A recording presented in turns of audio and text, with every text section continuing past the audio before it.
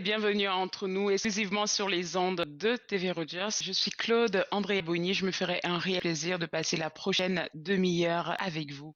Aujourd'hui à l'émission, on va parler avec Lisanne Réau-Leblanc des éditions Interligne. On va parler avec elle de la croisée des mots et de deux livres qui vont paraître très bientôt. On va aussi s'informer sur le mandat de l'APF. Et si vous vous demandez ce que c'est l'association de la presse francophone. On va avoir le directeur général avec nous. Et tout de suite, pour commencer, vous savez que le long week-end de la Pâques s'en vient. Peut-être que vous vous demandez en tant que famille, qu'est-ce que vous allez faire? Mais moi, j'ai une bonne nouvelle pour vous.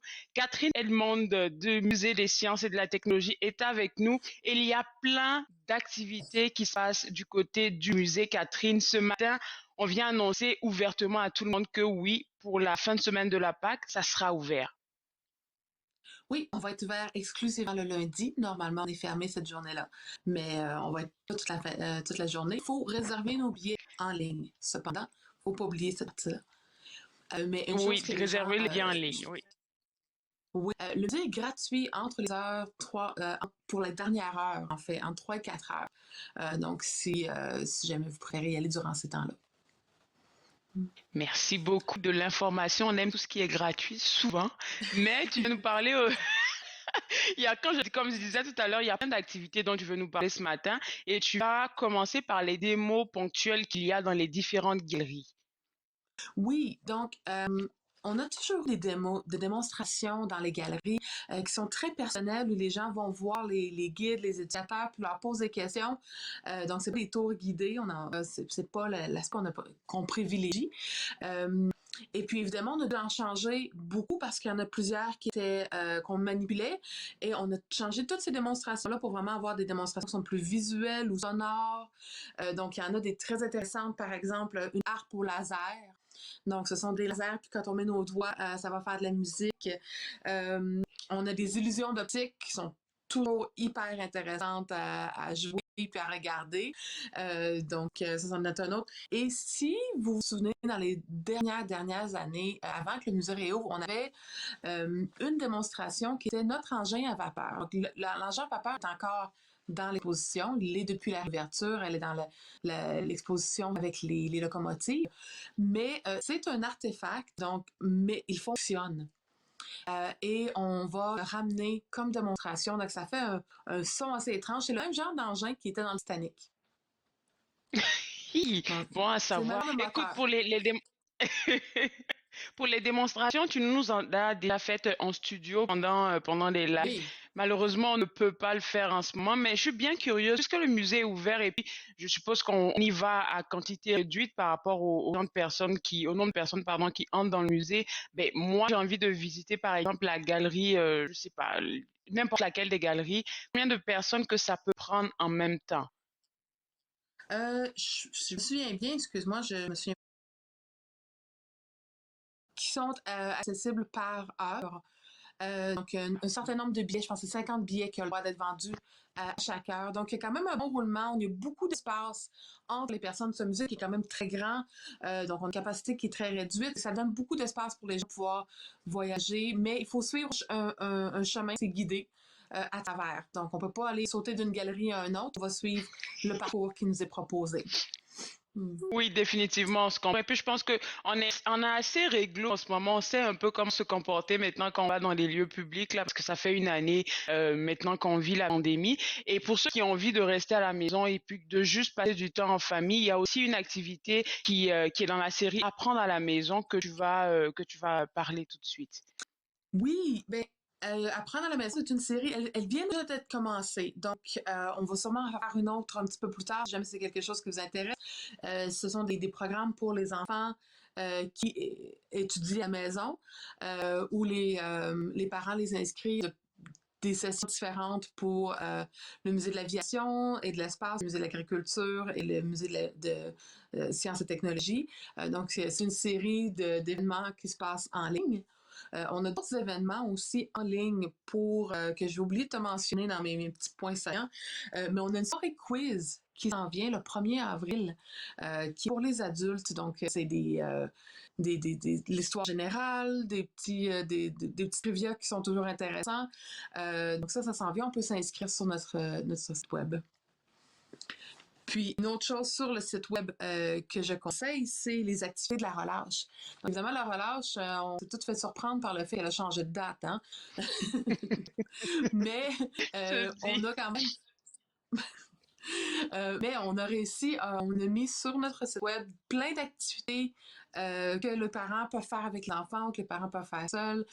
Au milieu des sciences et technologies, on s'est vraiment basé sur l'ingénierie, donc la créativité, la création d'objets avec des matériaux recyclés en particulier. Donc ça, c'est autre chose qu'on peut faire pendant qu'on est à la maison, Voilà, mais si on peut se rendre au musée directement. c'est beau. Alors, le troisième point dont on parle ce matin, je pense que c'est ma partie préférée parce que tu m'as préparé un mini quiz. Apparemment, il y a un petit jeu relié à un Oui. programme qui s'appelle Les Mondes Cachés. Mhm. Oui.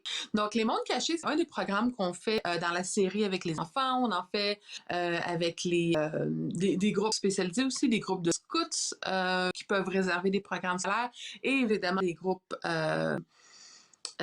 scolaires. Donc, les mondes cachés, on fait de la micrographie, donc on regarde des photographies quand on les fait avec des microscopes. Durant les programmes, on le fait avec un microscope directement. Donc, je pourrais prendre un morceau de papier déchiré, c'est vraiment intéressant de voir la structure. Mais dans ce cas-ci, j'ai des images pour toi, puis je veux que tu devines ce que c'est. Donc, Ça qu'est-ce que tu ressemble penses? euh, une toile d'araignée. Une toile d'araignée a une certaine structure un peu différente. Dans ce cas-ci, je te laisse une autre chance. Euh, euh, j'ai aucune espèce d'idée. Ce sont des poils de castor. Des poils de castor. Oui, Ok. des poils de castor. Oui. Donc, prochaine image. Ça, Ben là, je là, dois avouer, moi j'ai aussi, quand je l'ai triché. regardé, je fais... Oh, j'ai- Oui, j'ai triché là, Tu parce as que triché, t'as vu la... sincèrement, j'aurais jamais trouvé. J'allais jamais trouver. Ben, je vais donner un indice aux gens qui nous regardent. C'est un rapport avec l'escargot. Une partie de l'escargot. Je vais laisser, C'est une partie qu'on je vais te voit, hein. laisser C'est pas le quelque dire. chose qu'on peut... Ça fait pas partie de Oh. l'extérieur, donc c'est la langue de l'escargot, qu'on appelle une radula. Donc, vraiment, c'est très particulier, la petite structure interne. On n'arrive même pas à penser que ça ressemble à quelque chose qui est dans l'espace. Mhm. Parce que vu au Souvent, c'est ça que microscope, je là, trouve quand on c'est... regarde de la micrographie, on va regarder, par exemple, des insectes. Oh, nature, en tout petit, ça reste des insectes. OK, celui-là, je pense que c'est un petit peu plus facile. On comprend un petit peu plus la forme. Moi, je comprends pas. Je comprends pas ça, c'est Est-ce quoi? que tu penses que c'est quelque chose qui est vivant ou quelque chose ou plus C'est un objet? euh, quelque chose qui est vivant. Est-ce que le Qui est producteur vivant, peut oui, on m'aider voit à dans la tricher? structure. Mhm. Donc, Euh, euh, je sais pas. Je sais pas. c'est une algue marine. Oh, ok. Ah oui, c'est vrai que Mhm. c'est vrai que ça a la forme de Oui, quelque qui bouge sous l'eau. Ok. Oui, oui. mhm. C'est Oui, bon, une la lague marine. cristallisation, par exemple, aurait été vraiment très, très structurée, tandis que là, ici, on voyait, c'est plus en mouvement. Des fois, ça peut aider. Des fois, ça nous induit en erreur. On pense, oh, ça ressemble à quelque chose de vivant. Mais... Donc, ça, c'est quelque chose qu'on J'allais te dire adore que c'est faire une avec les. peinture. Ça ressemble un peu à ça, oui. Mais c'est un jeu qui est très intéressant à faire avec les enfants où on propose de regarder et puis soit dans les programmes c'est pas facile des programmes en ligne. Hein? C'est pas la même interaction qu'on a avec les jeunes, mais on a réalisé que la boîte chat, on a beaucoup d'interactions avec cette boîte-là. Donc, les jeunes vont nous lancer je pense que c'est ça, je pense que c'est ça. Fait que s'ils veulent pas parler, s'ils veulent pas prendre l'espace, ils peuvent juste l'écrire. Donc, il y a beaucoup, beaucoup de réponses qui viennent en même temps. Puis comme ça, on peut jouer, puis on peut communiquer ensemble. Super, merci beaucoup Catherine. Il va nous manquer de temps. Je vais laisser les gens aller visiter le site web parce qu'il y a aussi des visites pour les groupes scolaires qui ont envie de visiter le musée. Oui, Merci encore à toi et ça excellent fait week-end. plaisir. Toi aussi. Alors, pour vous autres à la maison, pour vous informer sur tout ce qui se passe au Musée des sciences de la technologie, www.ingeniumcanada.org, c'est le site web à visiter. On va parler maintenant de la presse ici dans la région, dans la francophonie, avec moi, Monsieur Francis Saunier, qui est le directeur général de l'APF. Et Monsieur Saunier, ce matin, j'ai envie qu'on partage ensemble avec moi et avec ceux qui nous regardent, c'est quoi le mandat de l'APF? Mais en fait, le mandat de l'APF, qui regroupe 25 journaux francophones hors Québec, donc qui œuvrent en situation minoritaire au Canada, ben, c'est d'abord notre mandat principal est de défendre les intérêts de nos membres, mais aussi du secteur des médias communautaires. On fournit également des services, des services d'appui à nos membres, bien entendu. On protège un de nos mandats principaux, c'est la liberté d'expression, de protéger cette liberté d'expression et également ben, la vitalité forcément de la francophonie par l'entremise de nos journaux qui œuvrent dans ces milieux.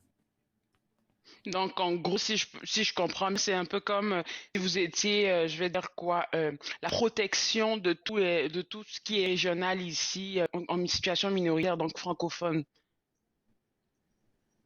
Oui, en fait, l'APF collabore également avec les radios communautaires du Canada ainsi que les radios anglophones du Québec, les journaux anglophones du Québec qui œuvrent également en milieu minoritaire sous l'égide Mais oui. du consortium des médias d'information en situation minoritaire. Donc, on travaille en groupe justement pour défendre nos membres, nos journaux, nos radios, mais également défendre la liberté de presse, qui est une presse francophone en milieu minoritaire très forte. Alors, c'est un mandat très large, mais qui est très stimulant, très encourageant, et donc, qui nous assure finalement que nos communautés qu'on dessert, donc que ces communautés-là soient très vivantes, si vous voulez. Et puis, parlant de communautés vivantes, là, on a pu remarquer que, dû à la pandémie, il y a beaucoup de stations de télé, en tout cas, tout ce qui est en rapport avec la presse, là, beaucoup ont viré au numérique. Et je pense que c'est un atout Mm. qu'on a réussi à développer. C'est effectivement un atout parce que la pandémie a démontré une chose très précise, que les lecteurs, que les auditeurs sont très friands d'informations locales qui touchent de près et que cette période-là, qui était quand même difficile, a fait augmenter les audiences et le lectorat des journaux et l'audience sur leur plateforme d'information en ligne également des journaux. Les gens voulaient savoir ce qui se passait dans leur communauté. Donc, les médias n'ont jamais été aussi populaires qu'au cours de la dernière année. Oui. Le drôle de penchant à ça, c'est qu'il y a moins d'activités sportives, moins d'activités culturelles, moins d'événements, moins des commerces qui étaient fermés carrément, ce qui affectait d'un autre côté la publicité dans les journaux, mais les journaux n'ont jamais été aussi populaires. On a entendu des histoires des auditoires qui ont augmenté de 25, 30 jusqu'à 50 d'utilisateurs sur les sites web de certains journaux. Alors, c'est tout à fait remarquable et ça a été une réalité partout au pays. Et en milieu minoritaire, lorsque les journaux et les sources d'information dans la langue maternelle, qui est le français dans notre cas, ne sont pas si nombreuses, ces sources-là, eh bien évidemment, les gens se rabattent vers des sources d'information reconnues, traditionnelles, qui souvent est le journal communautaire. Je pense que je vais faire l'avocat du diable là, en parlant de ma propre expérience ici avec Rogers. Quand la pandémie a commencé, nous, on s'efforçait de montrer un peu qu'est-ce que localement on pouvait faire. Et on a eu des commentaires sur Mhm. Facebook, sous les émissions où des gens disaient, ça nous intéresse, qu'est-ce que vous faites? Ça nous intéresse que nous parliez de telle ou telle activité parce qu'au moins on se tient informé. Parce que les grands médias, je vais le dire là, les grands médias s'occupaient plus de qu'est-ce qui se passe dans la pandémie, qu'est-ce que le Oui. gouvernement fait, mais les gens étaient beaucoup stressés alors que nous autres, on s'informe de qu'est-ce qui se passe autour de nous, Mhm. chez qui vous Mhm. pouvez acheter par exemple du pain, chez qui vous pouvez acheter de la nourriture Mhm. pour soutenir le local. Et je pense que tout ça, ça a été vraiment une bouffée d'oxygène pour les gens en période de pandémie. J'aimerais aussi qu'on parle, Monsieur Saunier, des efforts que vous avez faits par rapport à Facebook, à Google, parce que oui, je pense qu'il y a eu un combat, Oui. parce que tout le monde a viré virtuel, on a tous utilisé les médias sociaux pour nous faire voir, mais on gagnait pas vraiment quelque Oui. chose. Exactement. Le virage numérique s'est accentué dans la dernière année, c'est bien clair. À la fin de l'année 2020, il y a eu donc une démarche nationale par News Media Canada et l'APF a participé à ce mouvement-là, qui est donc cette lutte contre les grands géants du web, Facebook et Google notamment, qui finalement récupèrent 80% de l'assiette publicitaire, que ce soit au Canada ou ailleurs, d'autres pays. 80% de cette publicité-là qui est normalement accessible aux médias. Ce qui nous chicote dans cette réalité-là, c'est que Google et Facebook réussissent à avoir des auditoires. Ils se servent de ces auditoires-là donc pour vendre de la publicité et s'occupent donc sont à la fois représentants, ils offrent le produit, ils sont encanteurs et également font les rapports sur l'auditoire. Donc, pour 80% des revenus, ça s'en va dans ces deux grands vers ces deux grands géants-là, d'une part, mais ils se servent de l'auditoire créé par le contenu des éditeurs de journaux, par exemple. C'est vrai en plus. Vous faites une recherche d'information. Alors, c'est ça qui est le gros problème. Et on demande une redevance simplement parce qu'on sait que les contenus produits, les contenus de qualité produits par les éditeurs, génèrent finalement des revenus chez Google et nous, on a soit des miettes ou rien du tout. Alors, c'est pour ça qu'on demande que le gouvernement fédéral se penche rapidement sur cette réalité-là et qu'on adopte au Canada une loi similaire à celle de l'Australie qui a forcé finalement les grands groupes à négocier avec les éditeurs de journaux d'une façon collective. Ah oui. Et il y a une redevance qui est donnée et réutilisée. Alors, c'est un peu dans d'autres domaines, que ce soit la radio, par exemple, peu importe, privé, communautaire ou public, la radio attire les oreilles, elle attire des gens. Il y a de la publicité qui peut être vendue, mais les radios payent des droits d'auteur parce que c'est la musique qui attire les gens. Donc, c'est le même principe. Nous, on produit un contenu de qualité, ils s'en servent pour vendre des auditoires et de la publicité. Oui, Alors, c'est et vrai. nous, on n'a rien. C'est vrai. Oui. C'est vrai, ça c'est vrai. On Il calcule va que nous ce serait rester des juste, centaines de... Oui. il va nous rester 2 minutes On en ce calcule que ce moment. Là, serait des j'aimerais centaines de qu'on millions par parle. année.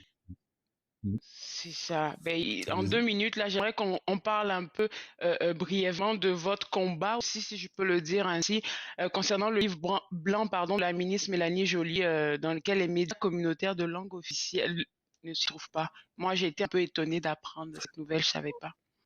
Oui, ça a été une surprise, effectivement, parce que on met... donc, les journaux communautaires ne sont pas du Canada, ne sont pas des organisations, des institutions, ne sont pas des organisations nationales normales. Donc, ce sont des médias. On ne se retrouve pas dans ce sens-là. Cela dit, nous, dès qu'on a vu le livre blanc, on est entré en contact avec le bureau de la ministre et on a déjà des échanges pour pouvoir faire adopter ou modifier le texte de loi qui serait éventuellement adopté. Donc, il y a une ouverture, c'est très réceptif, très cordial comme échange et nous, on n'a pas fait de flafla autour de ça parce qu'on a une Ah bonne oui, discussion à l'actuel. Et, super. mais effectivement, on ne se retrouve pas parce qu'on parle beaucoup de Radio-Canada, ce qui est très bien, mais vous l'avez dit tout à l'heure, les médias communautaires, que ce soit Rogers ou les journaux, les radios, on est un complément à la toile d'information que les gens ont accès. Alors, c'est important qu'on les retrouve et qu'on se distingue. Et c'est ce qu'on n'a pas dans le livre blanc, dans le texte qui a été présenté, mais on a confiance que ça va être modifié dans les prochains mois. Merci beaucoup pour vos efforts et j'aimerais ça, si vous me le permettez, vous reprogrammer à l'émission un de ces jours pour savoir un peu comment tout ça avance.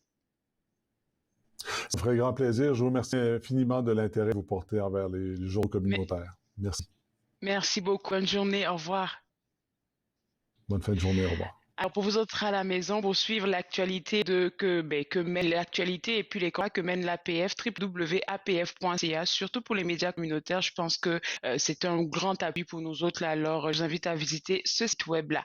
Je pense qu'on a Lisanne Réau, le banc des éditions Interligne aujourd'hui. Allô Lisanne, on va aller tout de suite Bonjour dans le Claude! vif du sujet. Et là, tu viens de parler de la croisée des mots de ce 31 mars avec Michel Vinet. Ben oui, Michel Vinet qui a publié chez nous Le Mal-aimant cet hiver.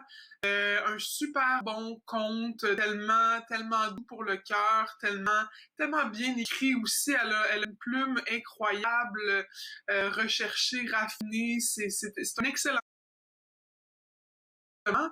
Et puis, en fait, ça, elle va être donc l'invitée de la Croisée des mots qui est organisée par l'Association des auteurs de l'Ontario français, comme tu sais, qui est très bien parce que c'est une formule qui se fait super bien en pandémie, en fait, en version virtuelle. Donc, c'est des rencontres qui durent environ 1 heure. Ça commence à 19h. Puis, c'est discussion, lecture, échange autour de son dernier livre, mais également aussi de ses autres livres qui ont été publiés auparavant chez Prise de parole. Et Michel a été l'invité d'honneur au Salon du livre de l'Outaouais récemment. Oui. Et j'ai écouté encore son entretien d'honneur hier. Puis, c'est tellement quelqu'un aussi de sympathique, à l'aise, de charmante et de drôle que ça peut juste être une super belle rencontre à la De Croisée des généreux mots qui aussi, suffit. là. Oui, oui, oui, vraiment. Mais tu sais, c'est un vrai plaisir, elle, d'être là, puis nous, de l'entendre. Donc, c'est ça, il suffit en fait d'aller sur l'événement Facebook que vous allez retrouver là, donc facilement à la Croisée des mots avec Michel Vinet. Et puis, vous pouvez vous inscrire. C'est gratuit, mais il faut quand même s'inscrire juste pour avoir le lien Zoom pour participer à la séance. Alors, on va juste rappeler le site web pour le Zoom, c'est www.aaof.ca pour ceux qui veulent participer à Croisée des mots ce 31 mars. Je te laisse continuer. Oui, c'est ça exactement. Ou aller, comme je disais, sur l'événement Facebook, vous le trouverez facilement. Sinon, juste rapidement, il y a un événement aussi en fin de semaine organisé par le Muséoparc Vanier, qui est aussi virtuel, évidemment, pandémie oblige, mais ça s'appelle les Samedis de la poésie. Donc, ils font ça, je pense, à une fréquence hebdomadaire. Et là, c'est avec la poète Margaret Michel Cook que nous avons publié, qui est elle aussi une excellente poète que j'ai eu la chance à un moment donné d'entendre en lecture, et c'était aussi une expérience incroyable. Donc elle va donner un atelier d'écriture de poésie, en fait, dans le cadre des samedis de la poésie-là. Elle va être accompagnée aussi d'une sculptrice. Donc, j'imagine qu'il va peut-être avoir une lecture aussi, une espèce de performance là, avec les deux. Et ça, c'est à 13h ce samedi. Donc, également, visitez le site du Muséoparc Vanier ou sinon, sur la page Facebook du Muséoparc, vous allez avoir accès à l'événement qui a lieu ce samedi 27 mars à 13h. Parfait. Donc, ça, c'est pour la Croisée des mots. Aujourd'hui, c'est jeudi, tu as une suggestion de lecture pour le week-end pour nous autres. Ben, en fait, c'est pas tout à fait des suggestions de lecture le week-end parce que c'est pas des livres qui sont sortis encore chez nous. Ils sont pas encore sortis? Plutôt... Non, c'est ça, je vous en parle d'avance parce que parce qu'on est très excités par notre entrée de printanière, et puis en plus on a un nouveau look aussi, nos livres j'essaie de bien montrer à la caméra, voilà, qui sont maintenant entièrement colorés avec l'épine ici, qui est un petit peu plus lisible, je trouve, que ce qu'on avait avant. Donc, des livres qui, je pense, vont attirer pas mal l'attention maintenant. Et ici, c'est le livre Uber ou Uber de... Il va sortir le 14 avril, en fait, ce livre-là, mais si vous l'aurez appris ici, ça va vous donner le goût de le lire à ce moment-là. C'est un livre, Brigitte Pellin, elle écrit c'est une écrivaine, une journaliste, elle est notamment chroniqueuse dans le Ottawa Citizen, en anglais. Et puis là, elle, à un moment dans sa vie, en fait, elle a, pour avoir un revenu d'appoint, elle a été chauffeuse, conductrice pour Uber. Et c'est un peu ses expériences qu'elle relate. Ouais, c'est cool à regarder, à lire, parce que, ouais, je pense qu'il y a beaucoup de gens qui ont, pour s'ajuster durant la pandémie, là, ils ont dû virer à ça. J'en ai rencontré, Oui. là. Donc, intéressant. Et ça dit après le 14 avril. Oui, c'est ça. Puis donc, en fait, si vous êtes des adeptes de Uber, ça peut être très intéressant à lire. Si vous avez jamais pris un Uber, oui, c'est ça, j'avais demandé, Claude, si c'était une habituée de Uber. Moi, je n'ai jamais pris un Uber. Je suis vraiment en retard, mais c'est sûr, au Québec, il y en a un petit peu moins aussi. Il y en a à Montréal, mais elle, c'est vraiment son expérience à Ottawa. Donc, c'est intéressant aussi parce qu'on retrouve les lieux, on se reconnaît beaucoup dans son livre. Puis, c'est un mélange de... C'est ça, elle parle... C'est un peu un récit de sa vie qui est collé aussi avec des réflexions sur l'automobile. Est-ce que Uber vraiment aide à réduire la présence des automobiles sur la route, du parc automobile? La réponse est plutôt non. Elle un peu des personnes qui prennent habituellement des Uber et comment ça se passe. En fait, ce qui est intéressant, c'est qu'on a un point de vue du côté du conducteur, chose que des fois, on ne sait pas comment ça se passe Oui.